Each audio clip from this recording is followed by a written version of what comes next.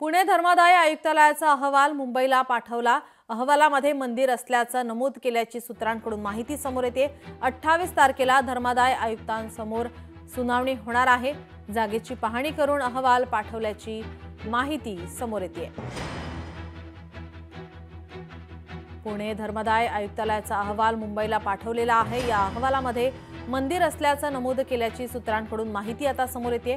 तर 28 तारखेला धर्मादाय आयुक्तांसमोर या संदर्भात सुनावणी होणार आहे।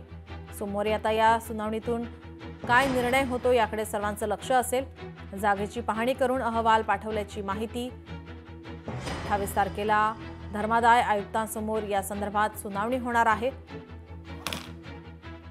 आपले प्रतिनिधी अमोल धर्माधिकारी आपल्यासोबत फोन लाईनवरून जोडलेत। अमोल, काय अधिकची माहिती?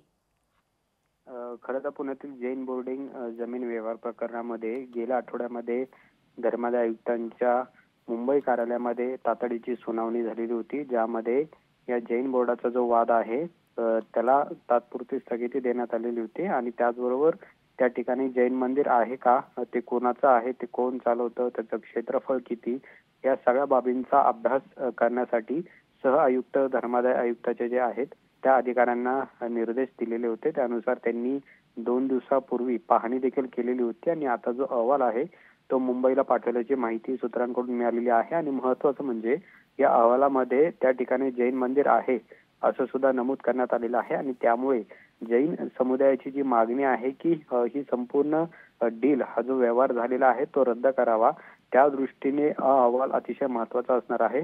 उद्या आता या अहवालावर पुन्हा एकदा धर्मादाय आयुक्त हे सुनावणी घेणार आहेत आणि त्यामुळे हा अहवालाचा जो मुद्दा आहे तो अतिशय महत्त्वाचा असेल। आता उद्या होणाऱ्या सुनावणीमध्ये नेमकं धर्मादाय आयुक्त काय निर्णय देतात हे पाहणं महत्त्वाचं आहे।